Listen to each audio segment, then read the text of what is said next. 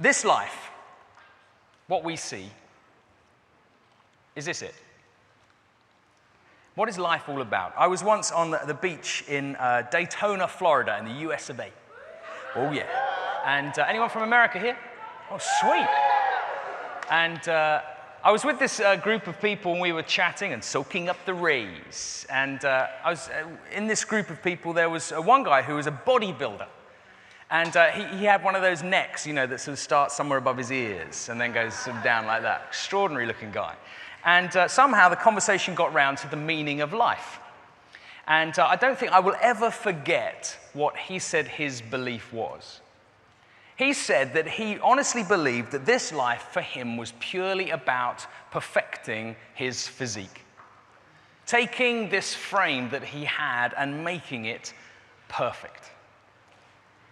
Well, I have reached the pinnacle of that perfection. And I have to tell you, there must be more to life than this. What is this life about? Surely there's more than just the physical body. I think in a moment I'm going to take a picture of you using that camera on that tripod over there. I'm going to take a picture of you because you are beautiful. In the words of the great philosopher, Christina Aguilera, you are beautiful no matter what they say.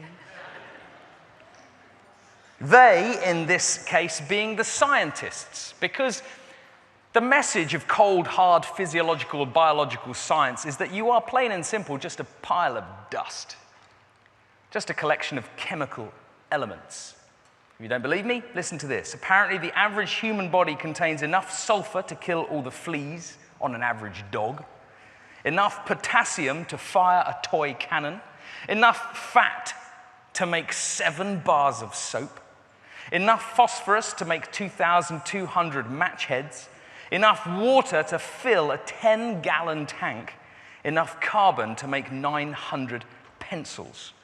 Now, these facts are all very well and good, very interesting. The human body is a remarkable thing, complex and beautiful, especially mine. But strangely, it doesn't do much for your self-esteem, does it, to think of yourself purely in those terms?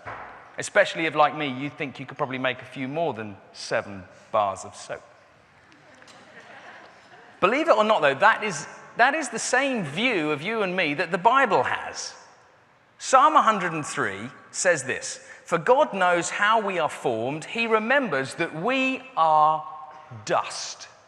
As for mortals, their days are like grass. They flourish like a flower of the field.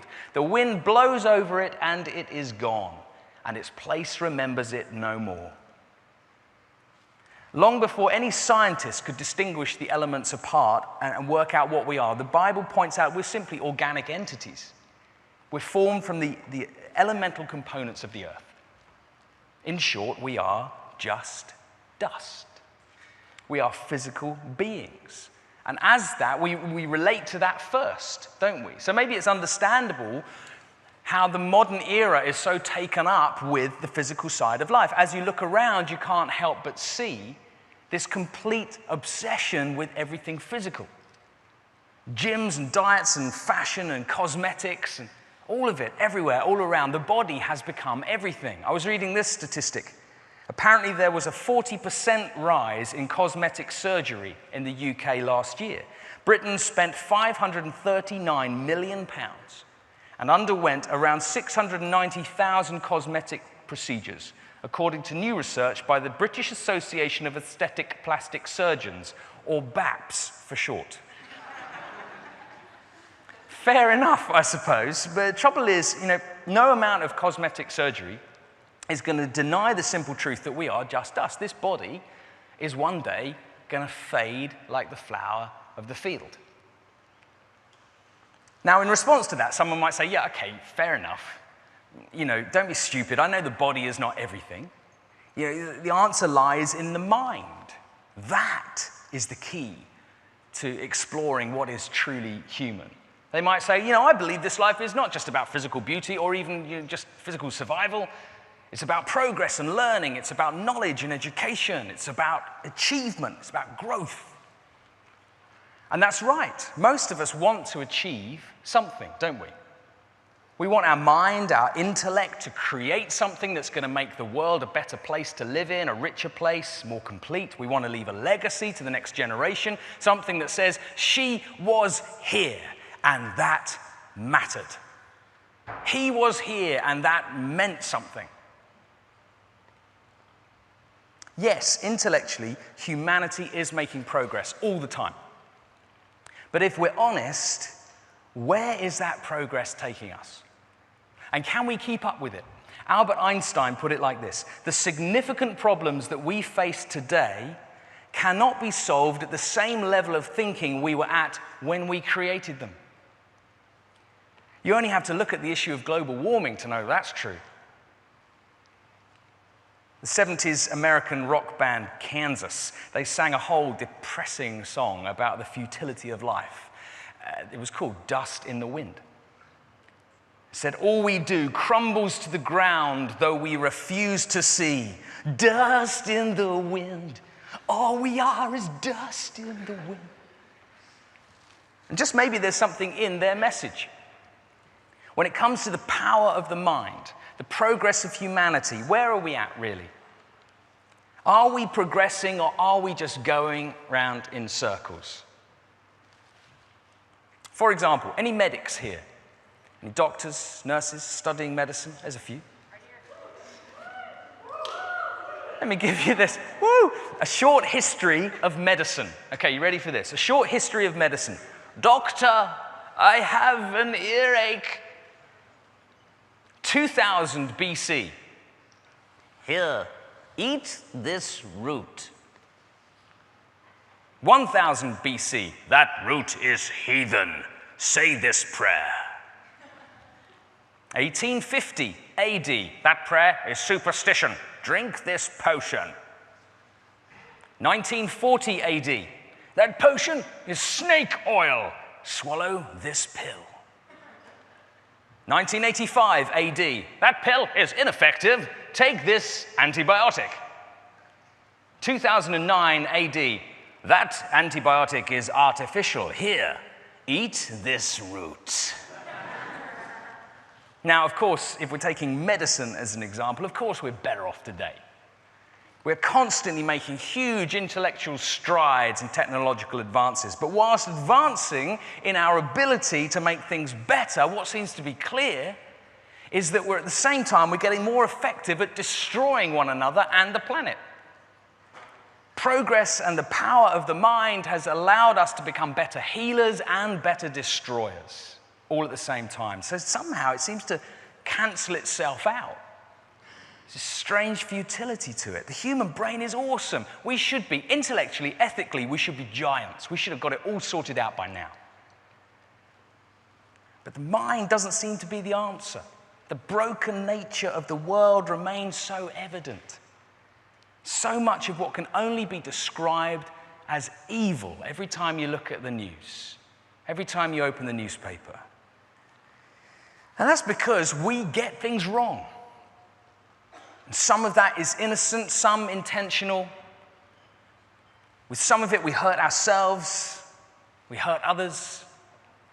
A long time ago, there was another song called Dust in the Wind, this time by the singer-songwriter Todd Rundgren. And he says this: tell everyone that I'm sorry, truly sorry for all the wrongs I've done. I never meant to hurt nobody. Lord, I never want to do no wrong. I've lied, I've begged, I've cheated, and I know my ship won't be coming in. As I lay me down to take my rest, I see that it's just dust in the wind. Hold my hand, hold it tighter, ever tighter.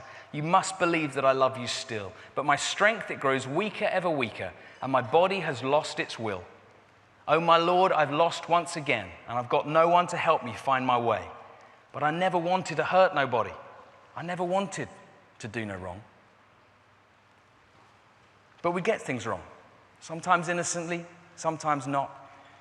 And even when it's unintentional, there are consequences. We live in a world, that's the way the world works. It's like if you park your car wrong, you get a ticket. This came to me in the post this morning, as if to exemplify what I'm saying. This is photographic evidence of me pulling over to the side of the road into a loading bay, and I mean, admittedly, I was in the wrong. I ran into a shop to check on, who was picking up one of our daughters. And I ran back outside. I got back into the car. I was in the wrong for 1 minute. One minute. I'd looked up and down the street for a traffic warden, look, okay, there's no one. I'll just pop in, ask my wife, and then I'll get back to the car and drive off. Little did I know, high up on a building somewhere, there was a camera watching my every move, just waiting for that moment. It got me. £60 sterling. That's a lot of money for 1 minute of parking. Big Brother is watching. Now, I have met many people who think that God is some sort of, supernatural traffic enforcement officer waiting in another dimension at a big bank of CCTV screens, just waiting, hoping for you to pull your car over onto the double yellow lines of cosmic misdemeanor. And then, bam, thou shalt pay the fine. Is that really the truth about God? The truth is, we all mess up. The big question is, what does God think of us when we do? Could it be that there is something that goes beyond the frailty of the human body? Something that lies deeper than the deepest potential of the human mind? Some answer to my weakness and my inability. On Alpha, we have, we come in, we eat together, have a talk, and then the other main component of it is to sit together in small groups and to discuss. And anyone can say what they like. That's cool. On the first night, one of the questions is, if it turned out that God did exist, what would you ask? Go around the group, see what people would say. And over the years that I've been involved in the Alpha course, the responses are generally, they're a mixture of the humorous and the mind-bendingly weird, and the profound, with group reactions ranging from laughter to, good question. And that's great. That's what it's all about. And it was, to be honest with you, you hear the same things. Until one day, this guy in this group, a student called Steve from Roehampton Uni. All right. I think you're on your own. Roehampton University, and there's Steve, and it goes around the group, and everyone's saying the sort of questions, the sort of things that you would expect. And it got to Steve, and he looked at the floor, and he just said this: can I be forgiven? It was met by total silence in the group. It's a very good question. Is there forgiveness? Is there a hope of a fresh start? Let me read you some more from that same Psalm 103. The Lord is compassionate and gracious, slow to anger, abounding in love. He will not always accuse, nor will he harbor his anger forever. He does not treat us as our sins deserve or repay us according to our iniquities. For as high as the heavens are above the earth, so great is his love for those who fear him. As far as the east is from the west, so far has he removed our transgressions, the things we've done wrong, from us. It's as we get real about our frailty, honest about our inability, we simply reach out for God and we realize he was there reaching out for us all along. All it takes is for us to reach out. What we look at on the Alpha course is how forgiveness comes through Jesus on the cross, and that changes everything. Our bodies are mortal. We're just dust. Our minds are limited. We are just dust. But the message of the Bible is we are so much more. So much more. Now, before I forget, let me take that picture with this camera. And this tripod is a little bit like life, actually. If you imagine the three legs, you've got the mind. This is one, and we work hard with our mind. And university students, you're working hard with your mind and developing that. And our body, we concentrate on the body, and that's great. And that's our life. And the third leg of that tripod is the spirit.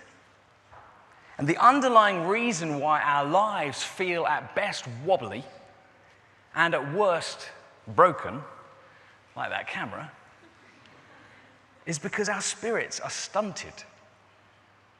I failed to extend the leg for the spirit, if you like, representing that on that tripod, and it fell over.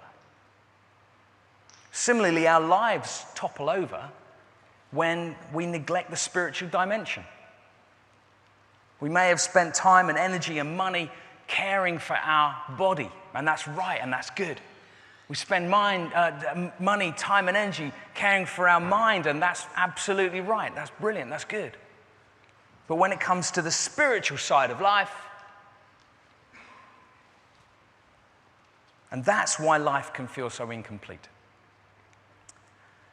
So if there is a spiritual side to life, how do we experience it? One last thought before I shut up. It's arguably one of the most famous and most appreciated images in the world, Michelangelo's creation of Adam on the ceiling of the Sistine Chapel. And it illustrates God the Father breathing life into Adam, the first man, humanity formed from the dirt. Adam's name comes from the Hebrew word Adamah, meaning earth. Adam is quite literally the world's first dust man. Okay, that was a joke. The quaint English term for a trash collector. Adam was a dustman. Clearly not funny. Now, one theory of the meaning of this fresco is that God's position is one of full outreach, indicating that he is making every effort to reach out to Adam, to touch him, to bring new life. The new life of the divine spirit coming into Adam. Adam, meanwhile, with that slightly kind of looser arm that's going on there, seems a little bit relaxed, maybe a bit too relaxed. Doesn't seem quite as interested in reaching out. But the message is clear. All that humanity has to do is to reach out to God. And he's there. He's waiting.